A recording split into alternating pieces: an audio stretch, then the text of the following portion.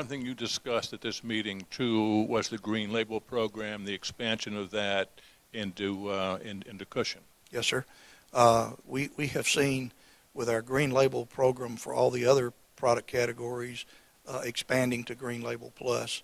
It was just a natural transition that the cushion, the underlayment for the product that was participating in the original Green Label program, that those additional evaluations and processes to certify under Green Label Plus was an important thing to add to the opportunity for cushion manufacturers, just as it has been for carpet and adhesive.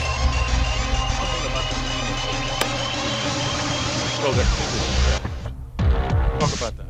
Okay, well, obviously we have many cleaning systems in our approval process today. One of the things that has become an issue over the last couple of years is just how efficient is the process. In other words, if a home or a commercial space is to be cleaned, how efficient is the process in terms of time, and in addition to the effectiveness of cleaning? Does it take hours to do it or minutes to do it, and do you get the acceptable results in a short period of time versus a very long period of time? So we're working on the introduction and the inclusion of the efficiency aspect of the cleaning process, in addition to the efficacy of cleaning as a factor and component in how well a process will perform. So that really adds a real-world element, because I can imagine a contractor gets in and they're on an hourly rate. Well, time is money. Time is money. I mean, at the end of the day, time is money, and so we want a good outcome, but we also want to do it in the most efficient, effective way. And we think this additional attribute of measurement will give an additional indication of how effective and efficient the process can be. It makes total sense, really. It is real world. You talked about a deselection panel. Talk about that. Well, deselection is a term that I personally have a bit of heartburn with. The objective of that panel is to make sure that we're addressing any issues that the industry faces that might cause a consumer or purchaser of soft floor covering to elect to go to an alternative option. And so we want to make sure that the soft flooring products are not disadvantaged in any way by either regulation or other things like asthma and allergy that we discussed at the meeting today, that those things are not deterrents to a consumer to say, I prefer an alternative versus the soft floor covering that our industry association is promoting.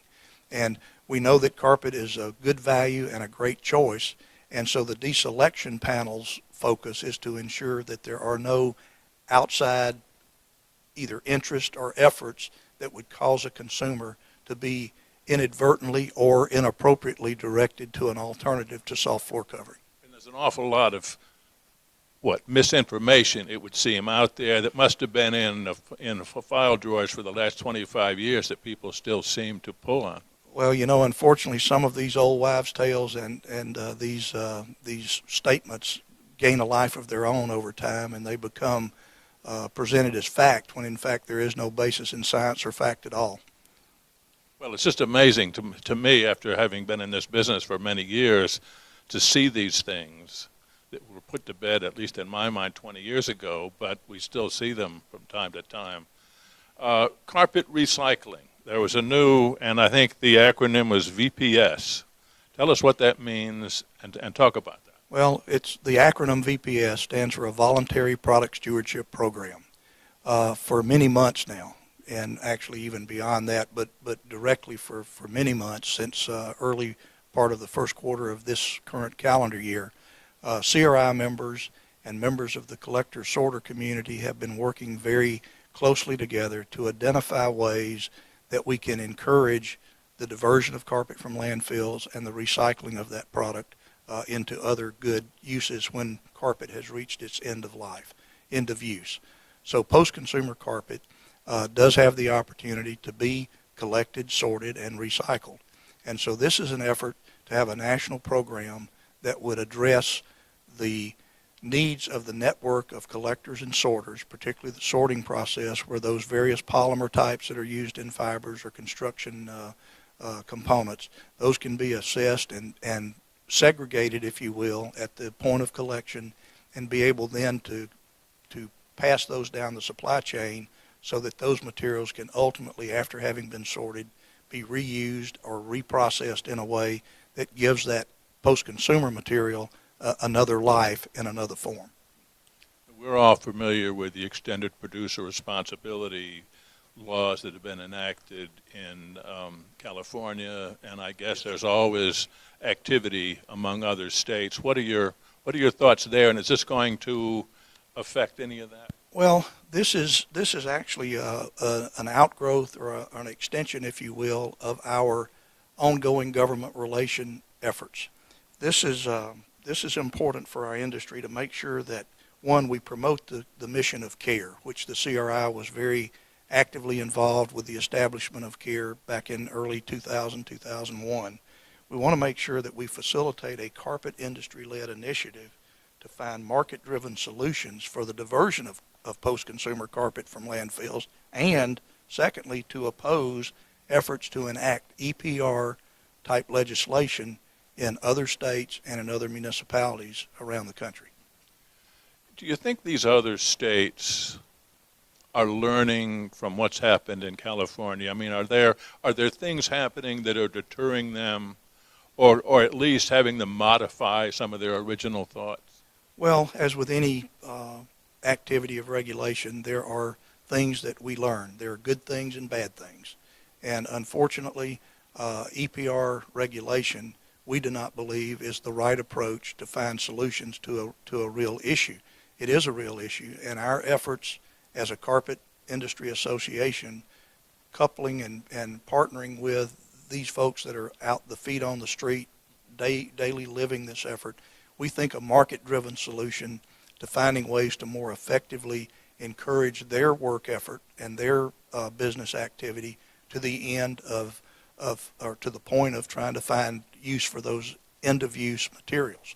And we believe a market-driven approach to this is the right way, not to have artificial regulation imposed upon an industry that, quite frankly, has many issues related to that in order to be successful.